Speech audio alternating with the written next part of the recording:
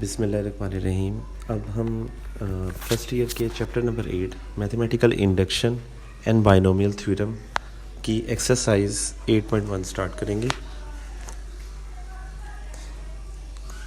Principle of mathematical induction जो है, इसमें आप देखें तो इसमें हमें कुछ चीज़ें प्रूव करनी होंगी, कुछ कंडीशंस प्रूव करनी होंगी। पहला ये है कि s of 1 is true.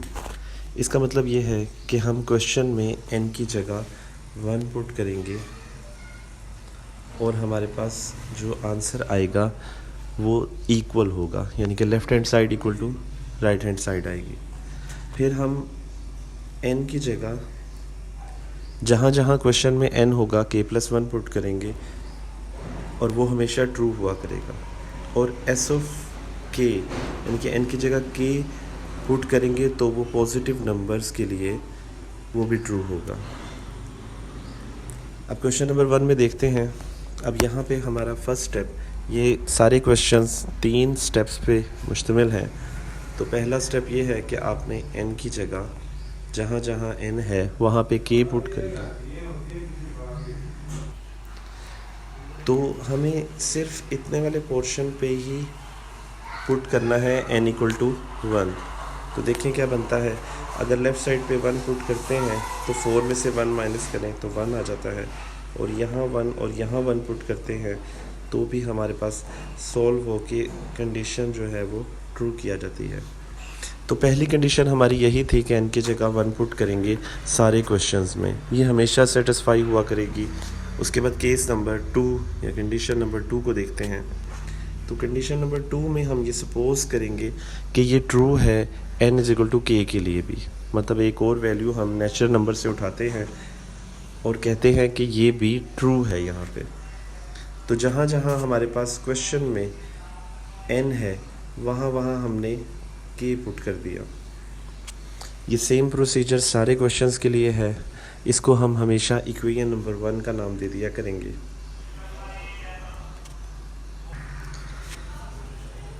Okay, ये हमने सपोज कर लिया कि ये भी ट्रू है कि n is equal to k है। अब हमने प्रूव ये करना है n इक्वल टू k+1 के लिए। तो आप देखें यहाँ पे नीचे हमने लिखा है, now we want to prove that statement is true for n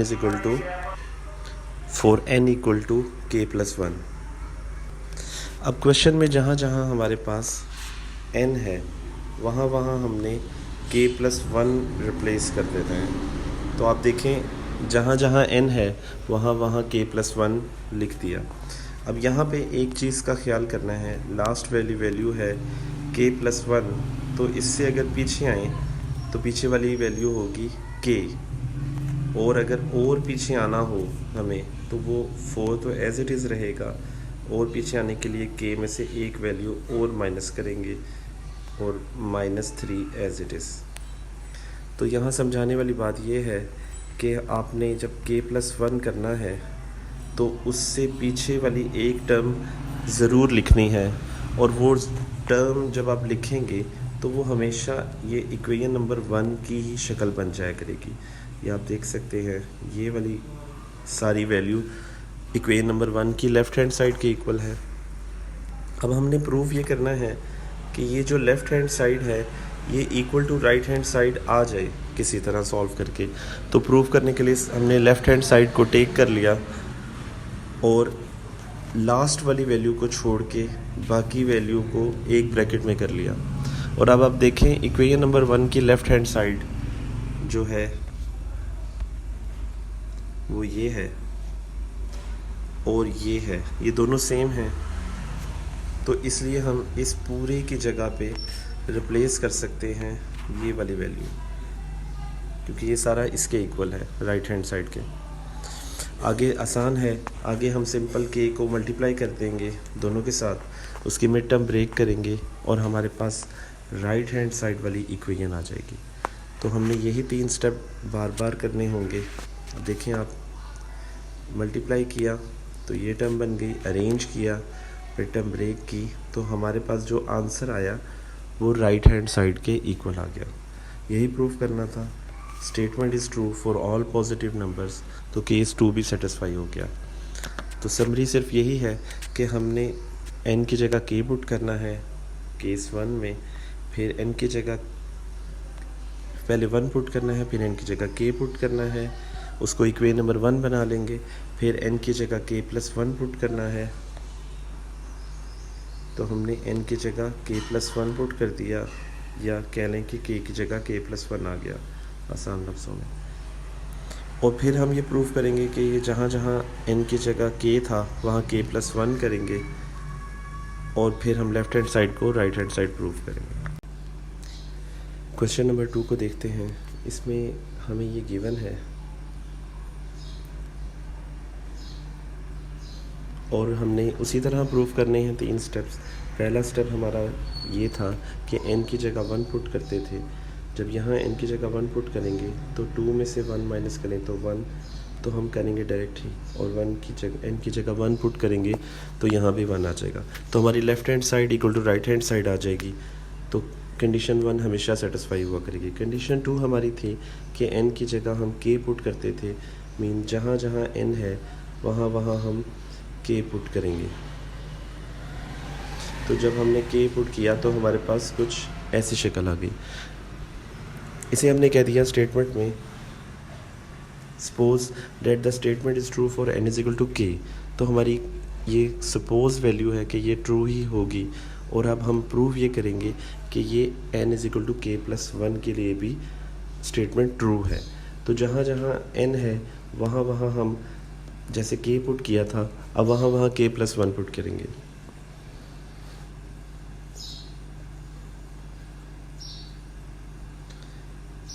तो हमारे पास यहाँ पे n की जगह k+1 हो गया, और यहाँ भी n की जगह k+1 हो गया। अब यहाँ समझने वाली चीज़ ये है, हमेशा आपने वही स्टेप करना है कि n की जगह जब आपने k+1 पुट किया, ये तो लास्ट वैल्यू आ गई, तो इससे पीछे वाली एक वैल्यू आपने ज़रूर लिखनी होती है। तो इससे पीछे वाली वैल्यू ये आएगी, क्योंकि k+1 है, इसमें से एक माइनस करें तो 2k आएगा। तो जब इसको सॉल्व करेंगे तो हमारे पास 2k+1 आ जाएगा, और इससे पीछे वाली एक वैल्यू हमेशा ये इक्वेशन नंबर 1 की लेफ़्ट हैंड साइड ही हुआ करेगी। तो अब हम इस वाली पूरी लेफ़्ट हैंड साइड को equal to right hand side prove करेंगे। तो हमने क्या किया, टेकिंग लेफ़्ट हैंड साइड ली और इसको राइट हैंड साइड के लिए प्रूव करना है। अब देखें, इस सारे की जगह, इसको थोड़ा सा जूम कर लेते हैं, इस सारे की जगह सिर्फ k² आ गया। वो कैसे आ गया, आप देखें इक्वेशन नंबर 1 में ये सारी वैल्यू जो कि यहाँ मैंने सर्कल की है, ये सारी k² के इक्वल है, तो इस सारी की जगह k² आ गया। आगे मिड टर्म ब्रेक करके हम अपनी राइट हैंड साइड जो ये है वो हम आराम से बना लेंगे।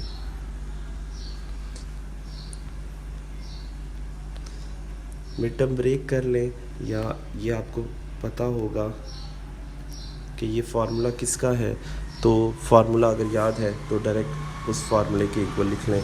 तो यही हमने प्रूव करना था क्वेश्चन नंबर 2 में।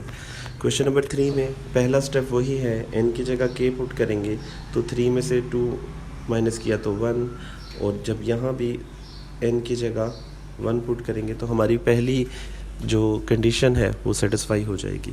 सेकंड कंडीशन वही है, हम सपोज़ करेंगे, यही लैंग्वेज यूज़ करेंगे कि हम सपोज़ कर रहे हैं कि n is equal to k के लिए भी ये ट्रू है।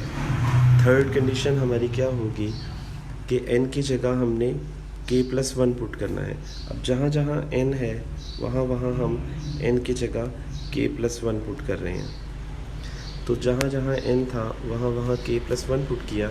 समझने वाली चीज़ फिर एक ही है कि जो लास्ट वैल्यू आएगी इससे पीछे वाली एक वैल्यू आपने खुद लिखनी है। जैसे k+1 है तो पीछे जाएंगे तो सिर्फ k होगा, और वो हमेशा आपकी इक्वेशन नंबर 1 की लेफ़्ट हैंड साइड बना करेगी, तो वो यहाँ पे आ जाएगी। अब अगले स्टेप पे हम लेफ़्ट हैंड साइड को उठाएंगे और प्रूफ करेंगे इसको राइट हैंड के इक्वल। तो हमारे पास देखें, ये लेफ़्ट हैंड साइड थी, इसको उठाया, इस सारे की जगह हम क्या लिखेंगे जो कि इक्वेशन नंबर 1 में गिवन है। तो इक्वेशन नंबर 1 में ये सारी वैल्यू हम इक्वल लिख लेंगे। ये कैसे आ गया? क्योंकि इसकी लेफ़्ट हैंड साइड जो है ये इक्वल है इसके राइट हैंड साइड के, तो हमने इसको राइट हैंड साइड के इक्वल लिख दिया। आगे सिंपल एलसीएम लेना है, वो आपको पता ही है। मिड टर्म ब्रेक करनी है, एलसीएम लेके अरेंज किया, मिड टर्म ब्रेक की, तो हमारे पास जो आंसर आ गया वो राइट हैंड साइड का वही रिक्वायर था। तो ये सिंपल सोल्यूशन है।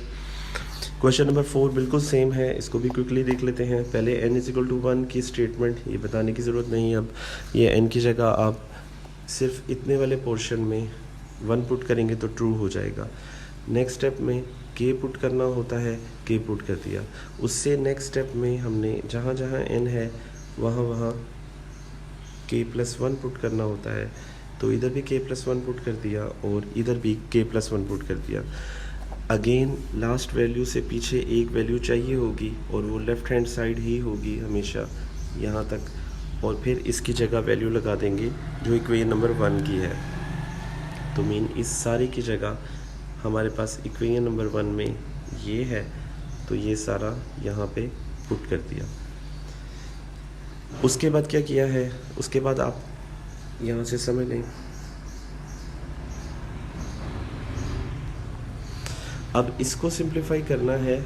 2k 2 दफ़ा है तो ऐड होके 2 टाइम ऑफ 2k हो जाएगा, यानी कि एक ये है और एक ये है, तो 2 टाइम हो गया और -1 एज इट इज़ मीन हमारे पास ये शक्ल बन जाएगी।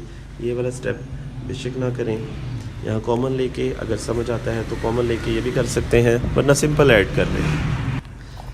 आगे हमारे पास बेस सेम है, पावर्स ऐड हो जाएंगी और राइट हैंड साइड हमें यही चाहिए थी इक्वेशन नंबर 1 की, तो हमने ये प्रूव कर ली। क्वेश्चन नंबर 5, इसको ज़रा क्विकली देख लेते हैं। n की जगह 1, ये एक्सप्लेन करने की ज़रूरत नहीं है, ये सबको समझ आ ही जाएगी। n की जगह k पुट करेंगे कंडीशन 1 में, वो पुट कर दिया। फिर n की जगह k+1 पुट करेंगे इधर भी और इधर भी।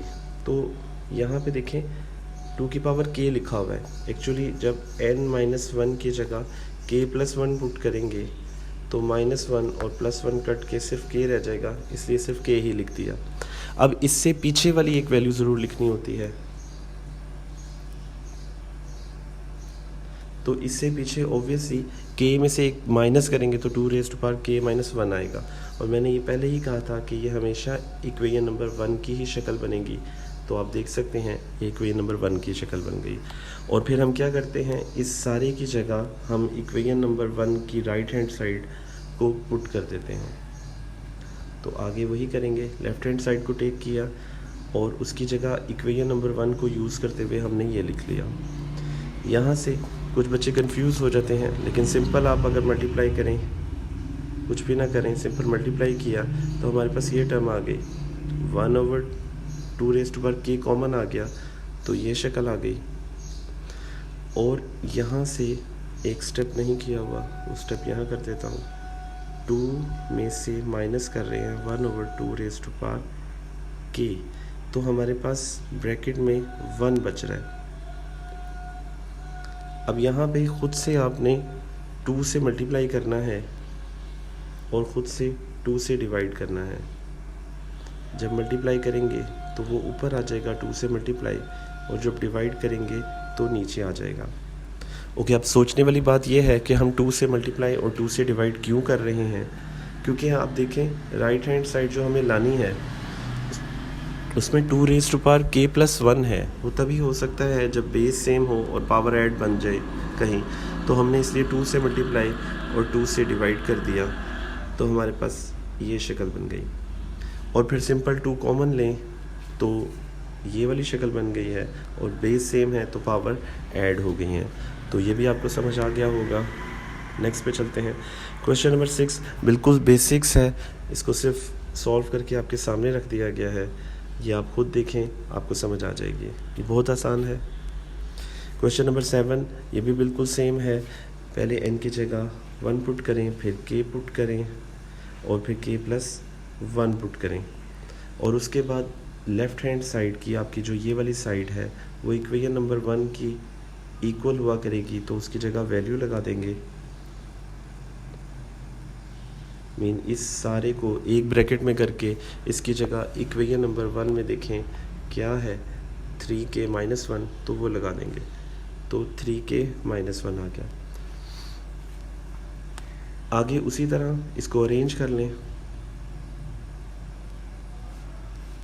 पहले 3 रेज़ टू पावर k इधर और 3 रेज़ टू पावर k यहाँ पे, इसको अरेंज किया तो ये पहले आ गई 3 raise to power k plus 2 multiply by 3 raise to power k। अब यहाँ पे कॉमन आ रहा है 3 raise to power k, 3 raise to power k common आ गया। जब पूरा कॉमन आ जाए तो उसकी जगह 1, 3 रेज़ टू पावर k दोबारा कॉमन आ गया तो उसकी जगह आ गया 2 और माइनस 1 एज इट इज़। अब यहाँ पे दोबारा देखें इस स्टेप को, इधर से कॉमन आया तो हमारे पास कुछ ये शक्ल बन गई और 1 प्लस 2 3 होता है और बेस सेम है तो पावर ऐड होके ये बन गई। सिर्फ ये वाला स्टेप समझने वाला था तो वो समझ आ गया होगा। क्वेश्चन नंबर 8 बिल्कुल सेम है, सारे ही क्वेश्चंस उन्हीं पैटर्न पे हैं। आपने n की जगह 1 पुट करना है, n की जगह k पुट करना है, n की जगह k प्लस 1 पुट करना है। क्वेश्चन की शक्ल से परेशान ना हो, बस आप पैटर्न फॉलो करते जाएं तो इंशाल्लाह आपको कोई प्रॉब्लम नहीं होगी। और समझने वाली चीज़ ये है कि जो आपके पास k प्लस 1 में लेफ़्ट हैंड साइड पे जो वैल्यू आती है, इससे पीछे वाली वैल्यू समझना ज़रूरी है।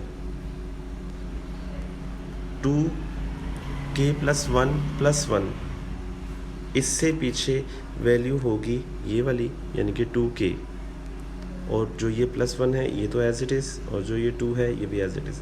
फिर k प्लस 1 से पीछे वाली वैल्यू बनेगी k, तो हमें इस वाली वैल्यू से पीछे वाली वैल्यू हमेशा ये इक्वेशन नंबर 1 की आप देख सकते हैं शक्ल ही चाहिए होती है, वैल्यू लगा सकें। तो आगे सेम यही किया हुआ है, इसको थोड़ा जूम करके देख लेते हैं। लेफ़्ट हैंड साइड उठाई, लेफ़्ट हैंड साइड की जगह सिंपल वो वैल्यू लगा दी। आगे आपको एलसीएम लेना आता है, एलसीएम लेके सिंपल सॉल्व करते जाएं, इसमें कोई हास्ट एंड फास्ट रूल नहीं है। समझने के लिए 1 लगा के क्रॉस मल्टीप्लाई करके यहाँ तक आ गए, अरेंज कर लें मल्टीप्लाई करके, मिड टर्म ब्रेक करें, मिड टर्म ब्रेक सबको आती है। मिड टर्म ब्रेक करने के बाद जो हमारा आंसर होगा वही राइट हैंड साइड होगी। क्वेश्चन नंबर 9 बिल्कुल सेम है, ये खुद ट्राई कीजिएगा, सिर्फ आपको हेल्प के लिए सोल्यूशन सामने रख दिया गया है। सेम है बिल्कुल, सिर्फ यहाँ से थोड़ा सा एक्सप्लेन कर देता हूँ। राइट लेफ़्ट हैंड साइड की जगह जो इक्वेशन 1 को यूज़ करते हुए हमारे पास टर्म आ गई। कुछ कॉमन आता हो तो कॉमन ज़रूर लिख लिया करें, सॉल्व करना आसान हो जाता है। तो अब देखें इस क्वेश्चन में कुछ कॉमन है k प्लस 1 और k प्लस 2, ये कॉमन बाहर आ गया, बाकी बचा k प्लस 3, वो k प्लस 3 यहाँ, और जो ये पूरा कॉमन आ गया इसकी जगह तो 1 आ गया है। और इसका सिंपल एलसीएम लेंगे, वो यहाँ पे हमारे पास एलसीएम की शक्ल में आ गया, और नोमिनेटर को नोमिनेटर से मल्टीप्लाई किया तो हमारे पास रिक्वायर आंसर आ गया। यही प्रूफ करना था, कोई इसमें प्रॉब्लम नहीं होगी उम्मीद है। क्वेश्चन नंबर 10 बिल्कुल सेम है, ये खुद ट्राई कीजिएगा। n की जगह 1, फिर k प्लस 1। लेंथी हो रहे हैं क्वेश्चंस लेकिन मुश्किल नहीं है, पैटर्न वही है। लास्ट वैल्यू से पीछे वाली वैल्यू आपको चाहिए होती है, k प्लस 1 से पीछे k, 2k प्लस 1 से पीछे वाली वैल्यू 2k, बाकी सारा सेम है। उसी तरह लेफ़्ट हैंड साइड को उठाएंगे और उसकी जगह इक्वेशन नंबर 1 को पुट कर देंगे। तो इक्वेशन नंबर 1 ये थी, वो हमने पुट कर दी। फिर उसी तरह प्रीवियस क्वेश्चन की तरह कुछ एलसीएम आएगा, तो k प्लस 1 एलसीएम आ गया, और इसको मल्टीप्लाई करेंगे 6 और 6 को 2 से मल्टीप्लाई करेंगे तो ये 12 आ जाएगा, और इसी तरह 6 को फिर 1 से मल्टीप्लाई करेंगे तो 1 आ जाएगा। आप सिंपल एलसीएम अपने मेथड से कर लें तब भी ठीक है। लास्ट क्वेश्चन अभी तक का लास्ट तो नहीं है, चलते जाते हैं, करते हैं इसको। 11 वाले क्वेश्चन को बिल्कुल सेम है, n की जगह 1, फिर n की जगह k पुट करेंगे, और फिर हमने क्या करना है जैसे प्रीवियस क्वेश्चंस में करते आए हैं, इससे पीछे वाले टर्म के n की जगह हम k प्लस 1 पुट करेंगे और उससे पीछे वाला जो भी स्टेप होगा वो इक्वेशन नंबर 1 ही बनेगी, तो वो बन भी रही है। यहाँ से देख लेते हैं, जब n की जगह k+1 पुट किया तो हमारे पास एक ये टर्म आ गई, और इससे पीछे वाली टर्म हमने खुद निकालनी होती है। k+2 में से 1 माइनस किया तो k+1 में से प्रीवियस किया तो k। लेफ्ट हैंड साइड उठाई और ये left hand side equation number 1 ही होती है, तो इक्वेशन नंबर 1 की वैल्यू लगा दी। और अब एलसीएम ले लें सिंपल, तो आंसर आ जाएगा। और एलसीएम से पहले अगर कोई चीज़ कॉमन नज़र आ रही है 1/k+1, तो उससे ज़रा क्वेश्चन छोटा हो जाएगा। k+1 हमने कॉमन लिख लिया, बाकी बचा 1, और साइन इसलिए चेंज हो गए कि बाहर माइनस लिखा हुआ है, बाकी ये बचा। एलसीएम लिया तो हमारे पास रिक्वायर आंसर आ गया कटिंग होने के बाद। हमें यही चाहिए था। उम्मीद है आपको ये समझ आ गया होगा। क्वेश्चन नंबर 12 में अब हम सेम वही प्रोसीजर को अडॉप्ट करें। एक्चुअली सारे क्वेश्चंस में एक ही प्रोसीजर है। n की जगह हमने 1 पुट करना है और लेफ़्ट साइड पे भी n की जगह 1 पुट करना है, तो हमारी left hand side equal to right hand side आ जाएगी, जो कि इक्वेशन नंबर 1 है। तो इक्वेशन नंबर 1 यानी कि कंडीशन नंबर 1 फुलफ़िल हो गई। कंडीशन नंबर 2 पे चलते हैं। कंडीशन नंबर 2 में हमने n की जगह k पुट करना होता है, तो जहाँ जहाँ हमारे पास n है वहाँ वहाँ हमने k पुट कर देना होता है, तो ये हमारे पास इक्वेशन नंबर 1 आ जाती है। ये हम सेम प्रोसीजर को ही रिपीट करेंगे जो पहले करते आए हैं।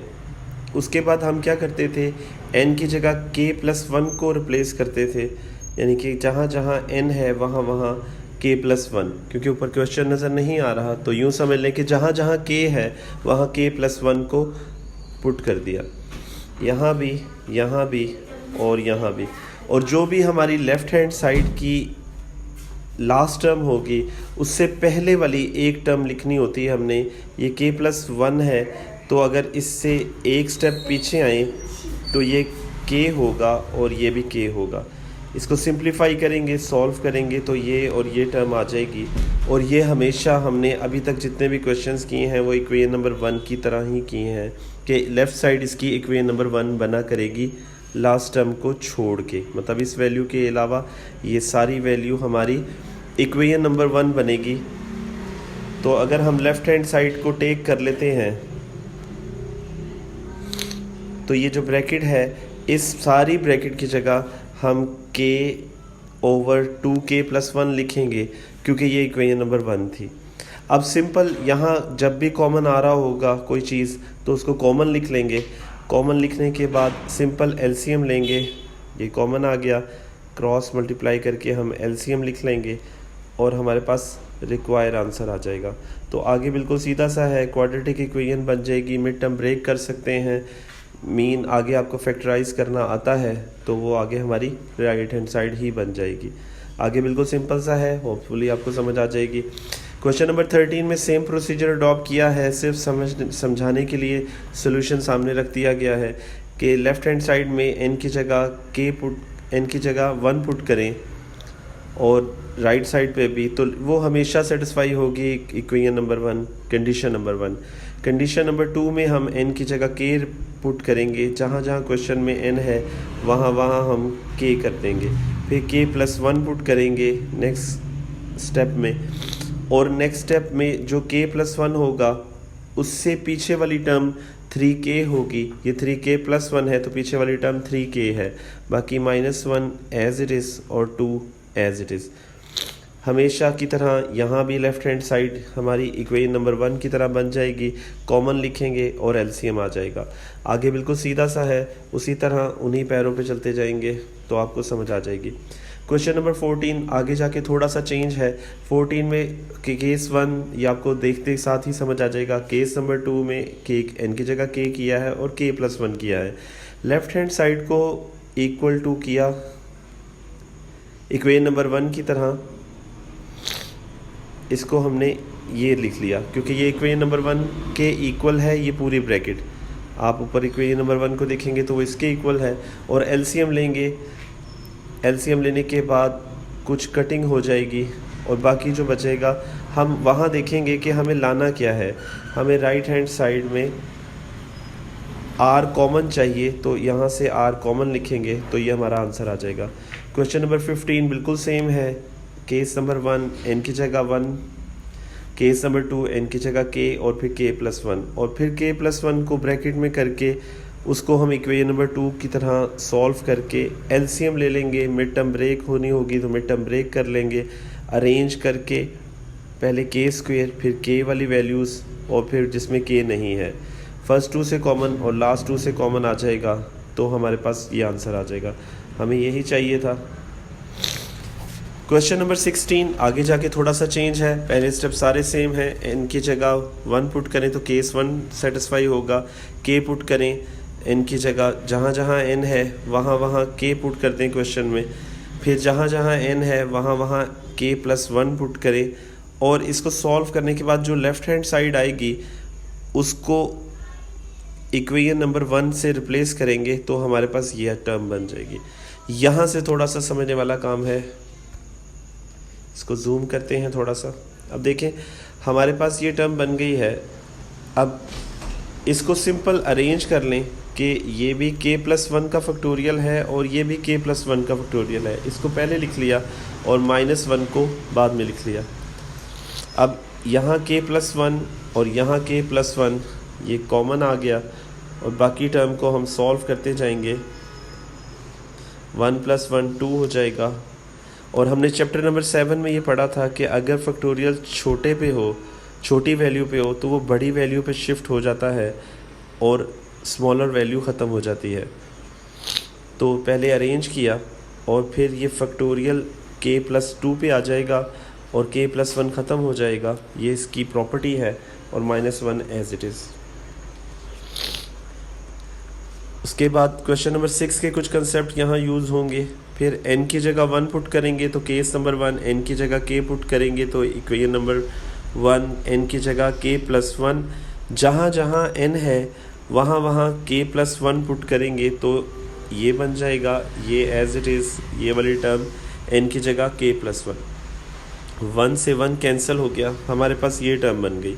अब ये क्वेश्चन पिछले क्वेश्चन से थोड़ा सा मुख्तलिफ है, थोड़ा सा चेंज है।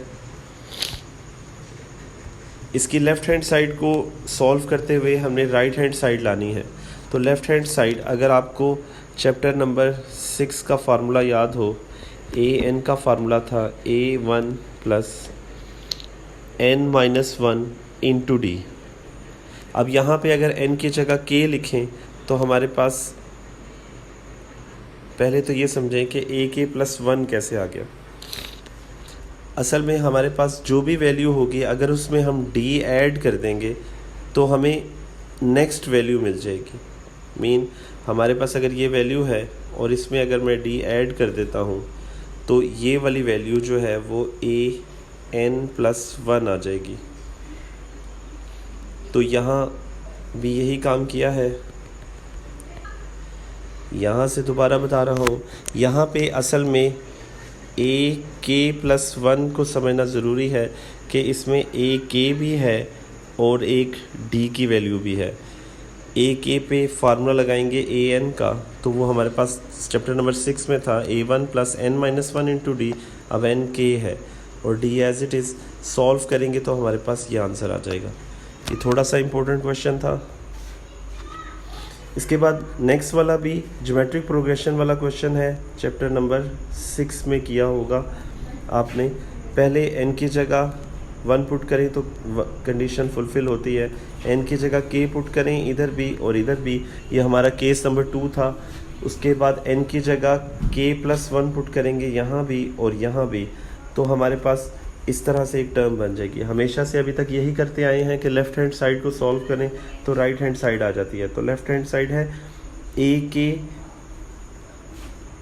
+ 1।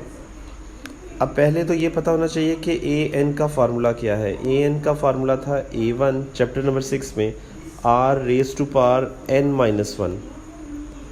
और ज्योमेट्रिक प्रोग्रेशन है ये। ज्योमेट्रिक प्रोग्रेशन में इससे नेक्स्ट वैल्यू लिखनी होती है तो रेशो से मल्टीप्लाई करना होता है।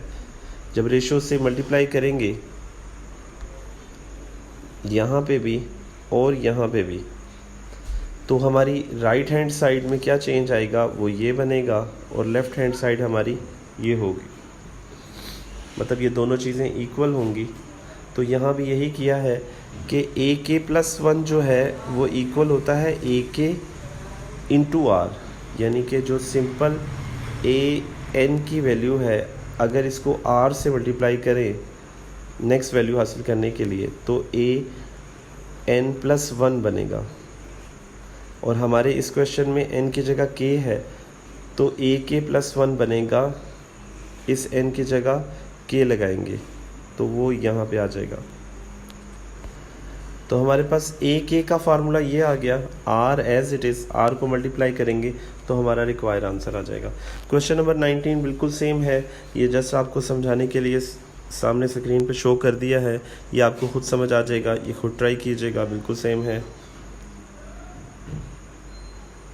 उसी तरह लास्ट पे कॉमन लेके एलसीएम लेके मिड टर्म ब्रेक करके सॉल्व कर लेंगे। क्वेश्चन नंबर 20 लास्ट से थोड़ा सा चेंज है, इसलिए इसको थोड़ा सा देख लेते हैं। पहला स्टेप तो वही है कि n की जगह 1 पुट करेंगे इस वाले पोर्शन में तो हमारी दोनों साइड इक्वल आ जाएंगी, ये तो कंडीशन नंबर 1 थी। फिर हमने n की जगह k पुट करना होता था, हम n की जगह k पुट कर देंगे। फिर n की जगह k प्लस 1 पुट करना है तो यहाँ भी n था, यहाँ भी n था, वहाँ पे n प्लस 1 पुट किया, यानी कि k प्लस 1 पुट किया तो हमारे पास ये और ये टर्म बन गई। और यहाँ पे अभी तक यही करते आए हैं कि जो भी ये लास्ट टर्म है इससे पीछे वाली वैल्यू ज़रूर लिखते हैं हम। तो k प्लस 1 से पीछे वाली वैल्यू होगी k और 2 एज इट इज़। और या आसान लफ्ज़ों में कह लें कि हमारे पास इससे पीछे पूरी इक्वेशन नंबर 1 बनती है, तो आप पूरी इक्वेशन नंबर 1 लिख दिया करें अगर समझ ना आए तो आप ये पूरी इक्वेशन नंबर 1 को हम रिप्लेस करेंगे इस वाली टर्म से, यानी कि इसको यहाँ पुट करेंगे इस पूरे की जगह पे। लेफ़्ट हैंड साइड उठाई, ये पूरी लेफ़्ट हैंड साइड इसके इक्वल है। और यहाँ पे अब एक फार्मूला है जो कि चैप्टर नंबर 7 में हमने देखा था कि NCR और फिर NCR-1 इक्वल होता है, जो n है उसमें एक ऐड कर देते हैं और नीचे जो बड़ी वैल्यू हो वो आ जाती है। यहाँ पे भी k प्लस 1 है दोनों, तो k प्लस 1 ऊपर ऐड एक वैल्यू में हो जाएगा और बड़ी वैल्यू नीचे आ जाएगी। तो ये हमारा रिक्वायर्ड आंसर हो जाएगा। उम्मीद है आपको ये समझ आ गया होगा।